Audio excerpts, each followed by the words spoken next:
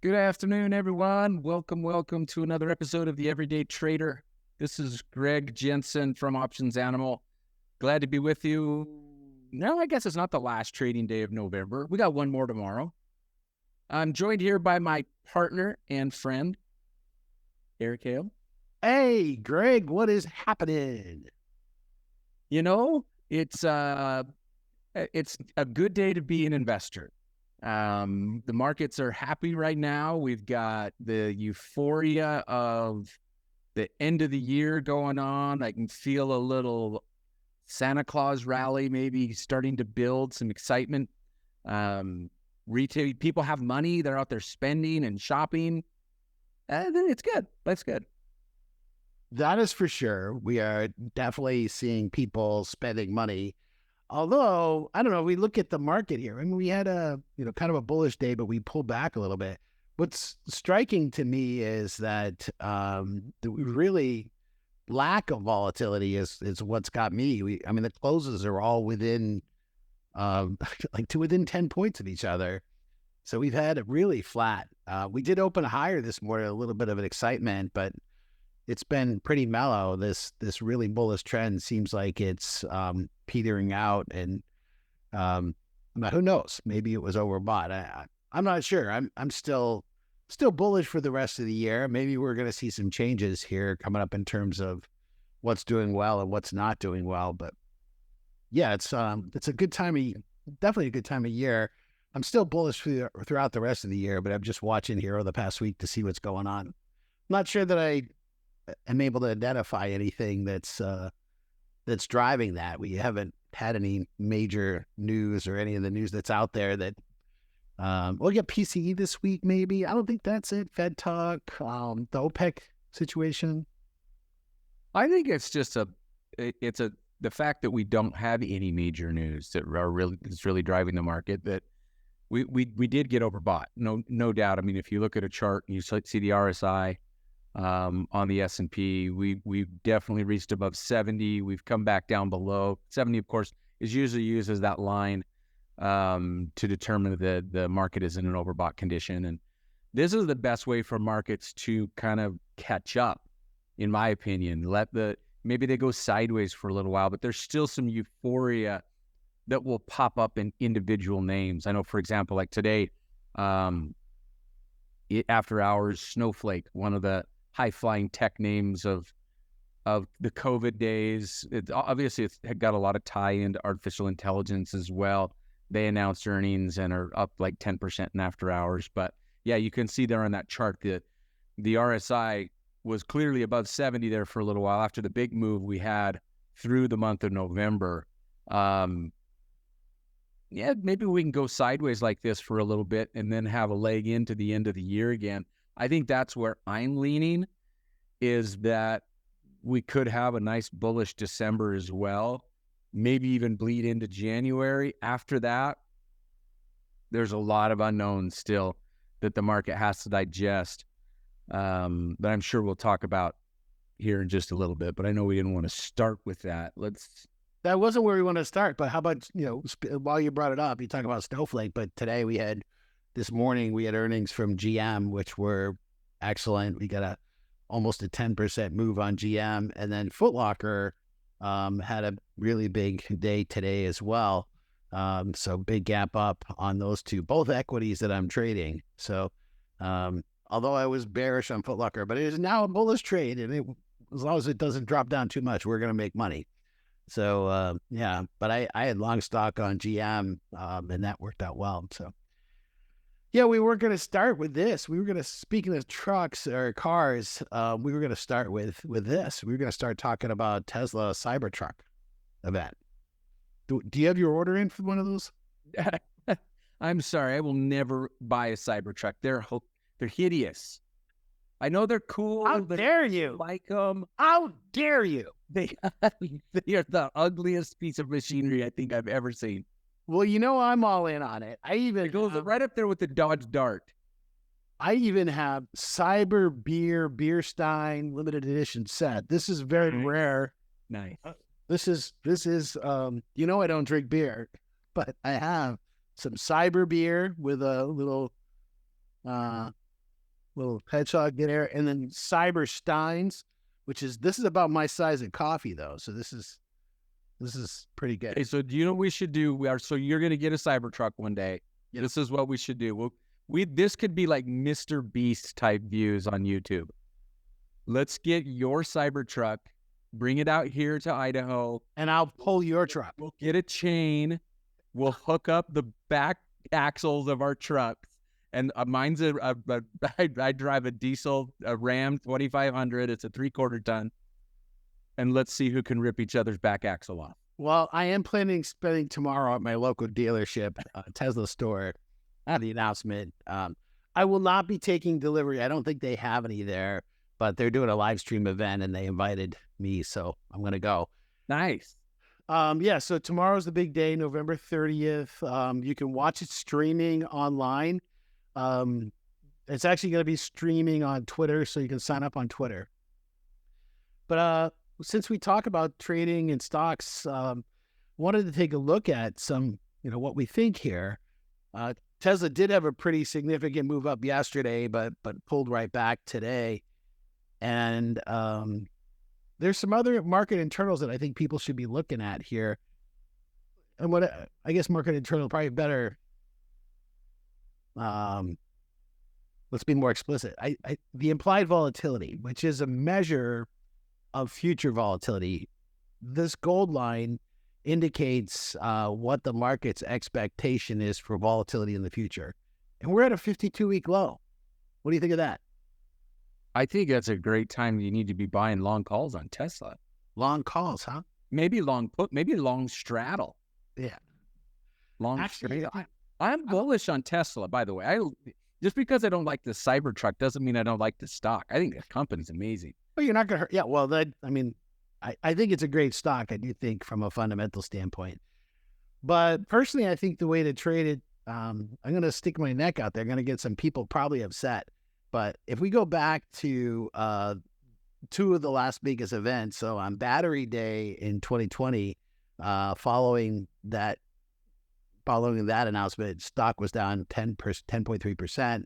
And then on AI Day, September 30th, 2022, stock was down 8.6%. So I think long-term, Tesla's probably going to be higher, but you might get a buying opportunity here on Friday after the announcement. And this is not uncommon for product announcements, companies that make these big announcements about new products, game-changing products. And I firmly believe the Cybertruck is, Musk says it is the best product, and Franz von Holzen, who's the lead developer, have both said it is the best product we've ever made. And it is weird. It is ugly looking. I mean, I don't know. I like it. But I think that, it's causing traffic problems. People are lining up at stores to see them. And people are going to be, oh, I saw one on the street. It's just, talk about the free advertising that you're going to get from this product. And then the knock-on sales of people who are going to end up buying a Model 3 or Model Y. I think long-term, it's going to be really good for Tesla. Yeah. So I'm afraid of what's going to happen. I'm probably going to place I have a covered call that's deep in the money right now. So the stock could drop $40, $45 and I'm still making money. But I think I'll probably place a short-term, very bearish trade tomorrow that I can make money off it if it takes a big dive down, which I would expect, actually. I'm just doing the math real quick. A short-term at-the-money strangle would cost you about $10. If you get the 10% move would be 20. Now the implied volatility is not indicating that sort of a move could happen. Right. Implied volatility at, well, it's not really giving me the number here. It's saying NA, but we're at the 52-week low. It's like 42 or something like that. That's, for Tesla, that's wicked low. And it's indicating that the market is not expecting a lot of volatility from this event. So I think we probably will. So if we do a Vega positive trade, so that if the stock does move, volatility kicks up. I like your idea. I think I'll probably do something that is similar, maybe a credit spread with a long put, use a credit spread on the calls to help pay for a long put. There you go. We'll see. That's how I would trade it. Hopefully, we'll see what happens. Long term, I'm bullish, but I think that here's what's gonna happen is that they're gonna announce this product, and it's either gonna be too expensive. Nobody knows what the price is. Prices are probably gonna be too high. The features aren't gonna be exactly what everybody wanted. The range of the vehicle is gonna be a little less than everybody thought.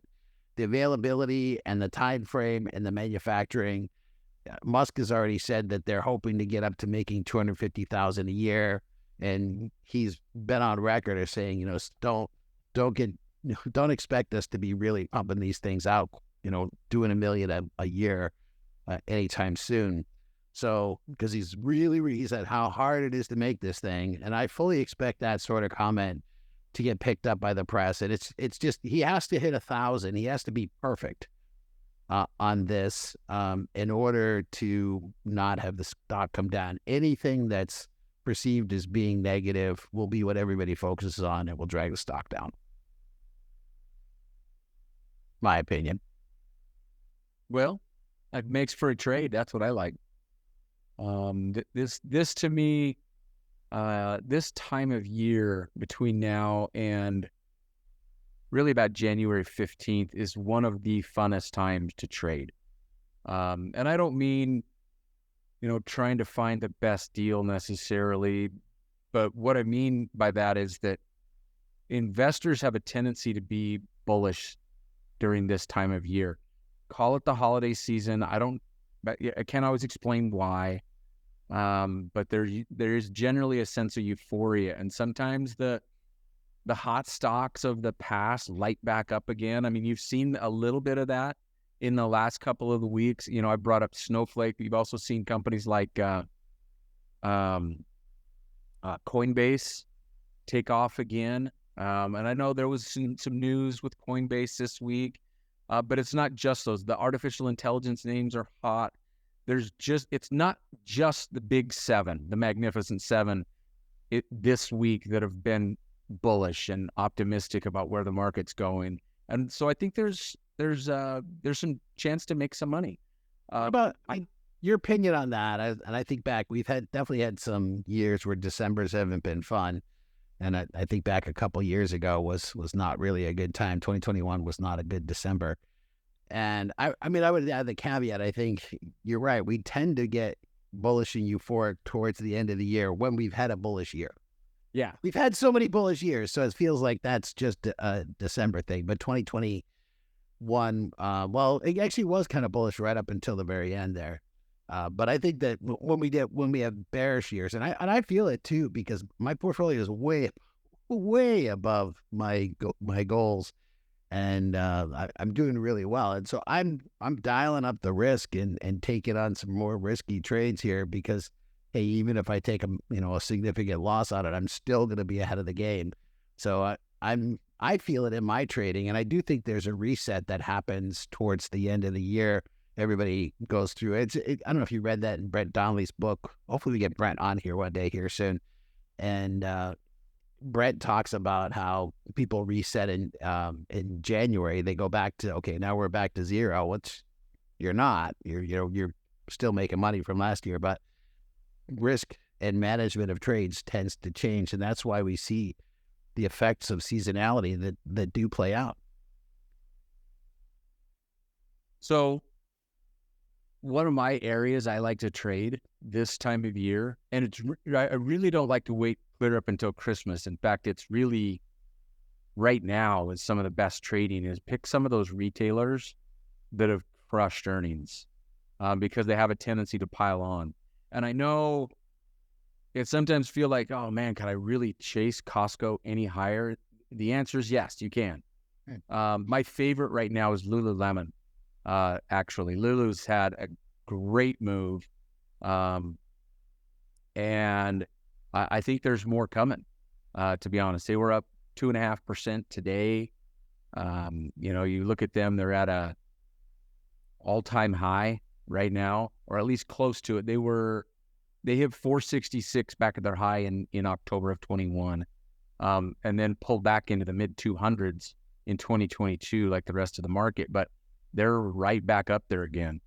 And if you actually have been looking at and watching any of the reports, I know financial media likes to track traffic and look at who's shopping where. That goes back to the old Peter Lynch book. Which one was that? One Up on Wall Street, I think, a long time ago. Yeah, and that's his wife was shopping at the Limited, right? That's right. That's right. All of the friends were all talking about buying clothes at the Limited, and he's like, "Oh, who is this company?" And they're publicly traded. And yeah, that was my story about Decker Outdoors when everybody in my family needed Uggs. Unfortunately, the liquidity was terrible. But hey, while you're talking about Lululemon, I love Lululemon. They're great products, and I think just about everybody who wears them, they look a little better. And it's not just it's something about Lululemon pants. Not just they make great products and they squeeze in the right place and they fit great. They're made really well. But oh my gosh, $150 for a pair of sweatpants is kind of crazy, but people pay it. But I was going to point out, I've been burnt by Lululemon, and this thing that happens. I'll just point out, there's a fashion show that happens the first week of January where Lululemon makes an announcement of their forecast for the year. So it's not the normal. It's outside of the regular earnings cycle. And I've been burnt by this. So I'll just caution people. You see what happened here I think it's January 6th or 9th or something like that. So it's the second week or the first week of January.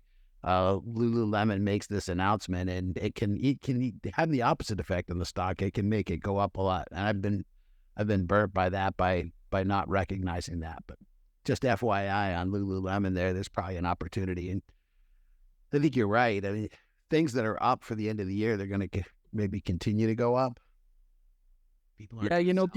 People talk about tax loss selling at the end of the year, and everyone, I think a false assumption that's made is that, stocks go down at the end of the year because everybody's selling them to capture taxes. And you got to just think about that for just a second.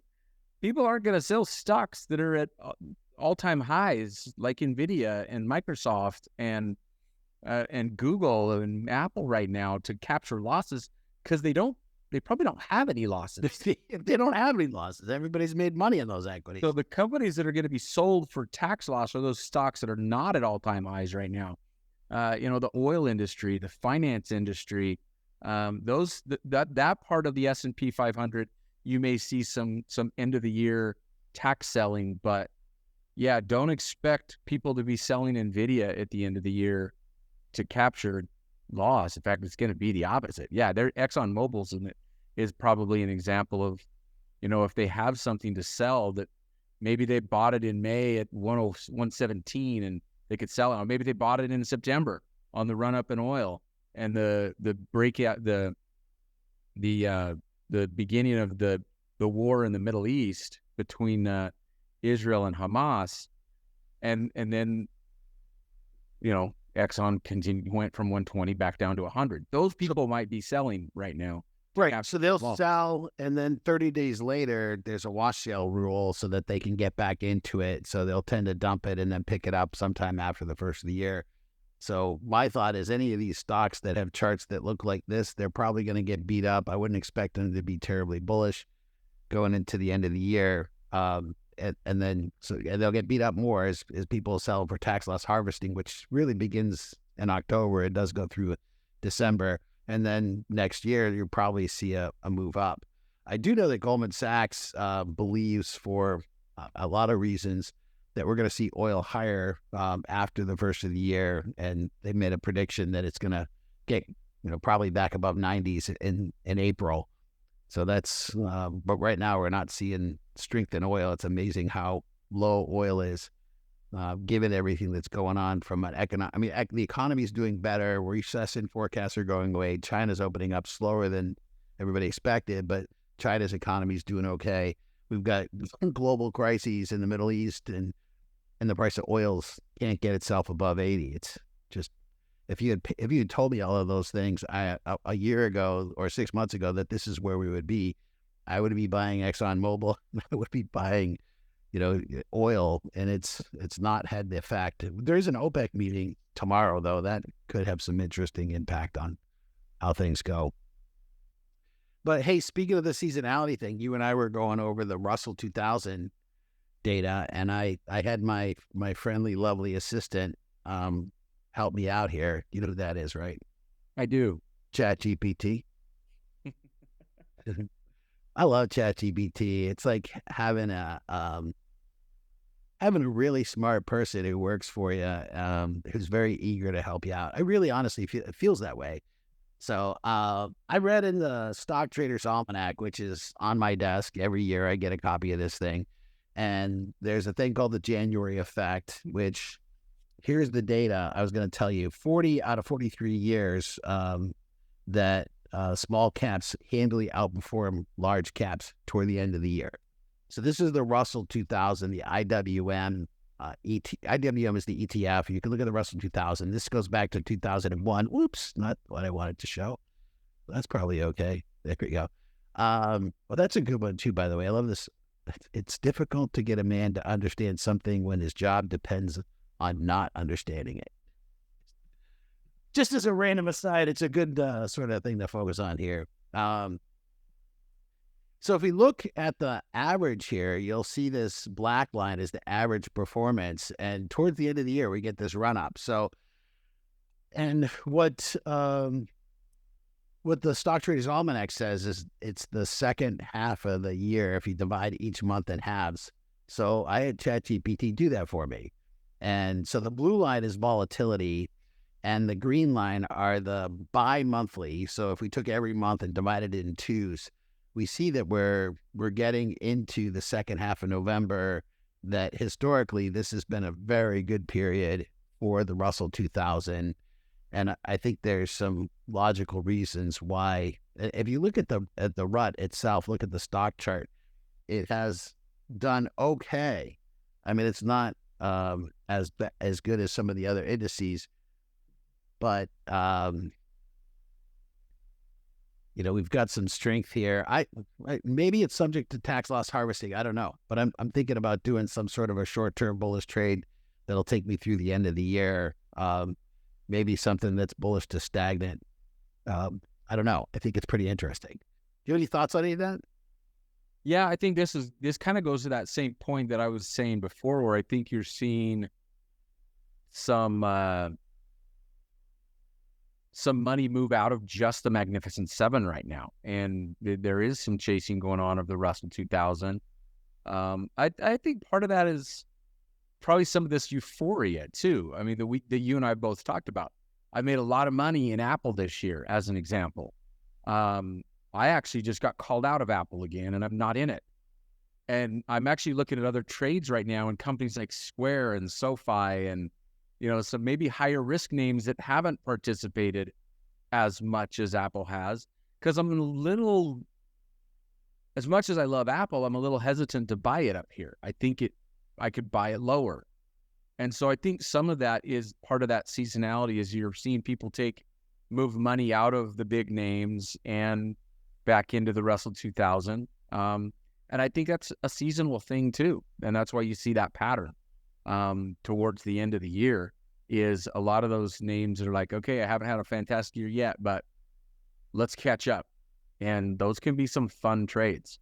You can have some big winners. Some of my biggest winners going back through my whole trading career have come between the 15th of December and the 1st of January.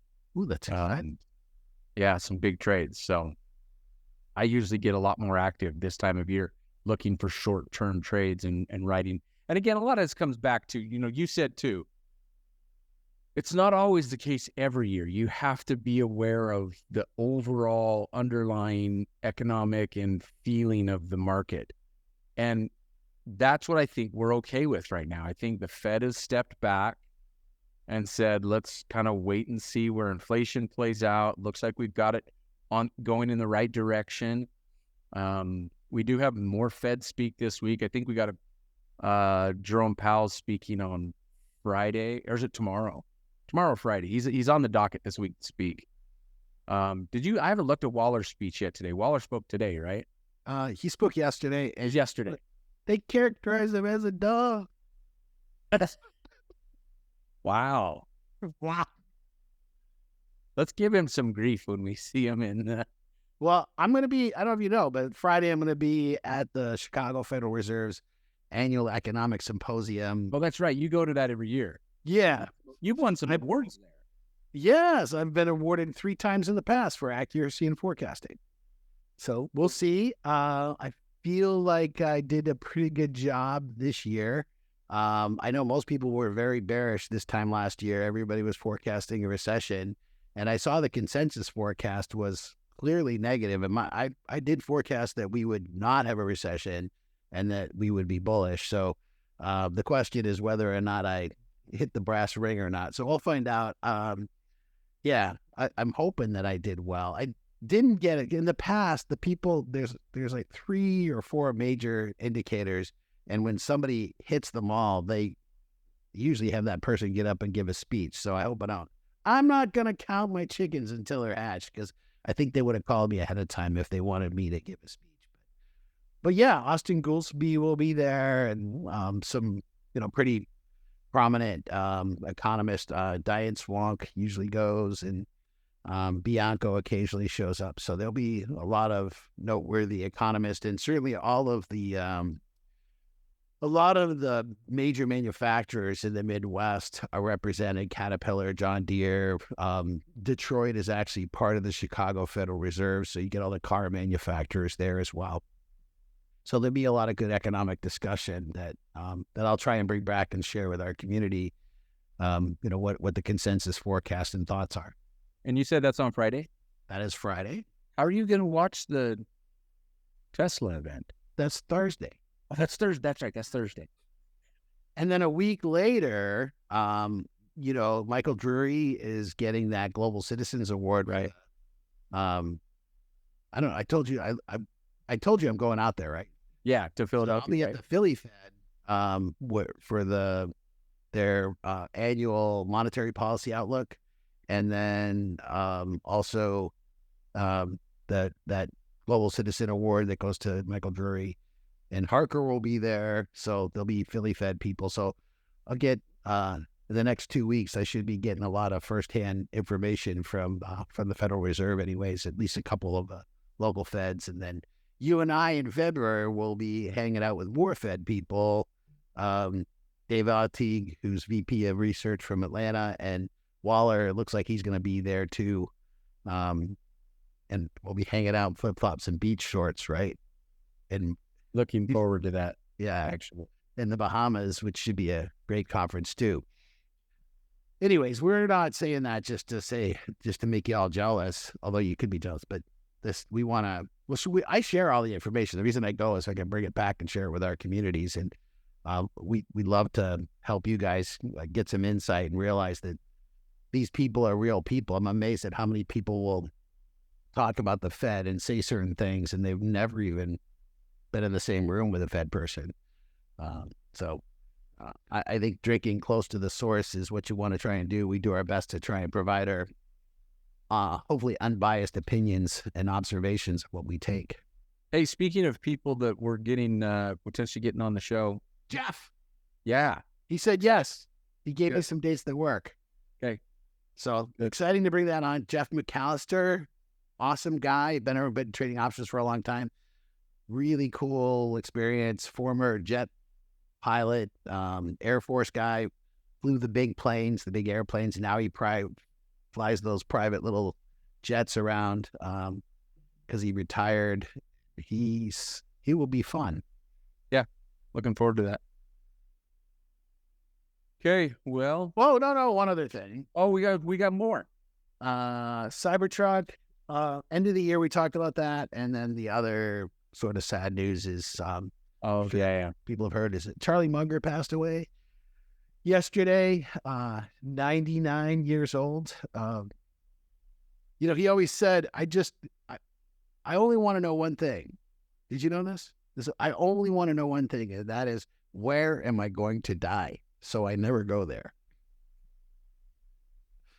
So I didn't hear the details of where or how he passed away, but I saw him in May, and he was, he was in a wheelchair. He looked every bit of 99, but he did not talk like he was 99. He had a lot of energy. He was very sharp, very witty, and didn't miss a beat. So, I hope my thoughts and prayers are with his family and his friends, and hopefully he didn't have a painful ending, but he certainly had a good life and affected a lot of people. So. Yeah, definitely influential on hundreds, if not thousands, millions of investors who have read his stuff and followed his work. And, he's had a big impact, I know, on you, on me, in the way I do research, on trying to do fundamental analysis on a company and making decisions based off sound principles rather than off of emotion. Yeah, for sure, he will be missed. So yes, rest in peace, Charlie Munger. All right, Greg. Thanks for your time. Yeah, thanks everybody for listening to us, and don't forget to share with your friends, like, subscribe if you haven't already, and we'll look forward to. And provide comments and feedback. What do you want to see more of? What do you want to see less of? We love getting feedback from people, and I have people, feel free to post it here. That helps us with the algorithm. People reach out and tell me in classes and email me or whatever. That's all great too. So we appreciate your feedback, and hopefully you're getting stuff out of this. We love doing this. It's a lot of fun. Yep. Okay. Thanks, Eric. See you at the next one. See you later. See ya. Bye.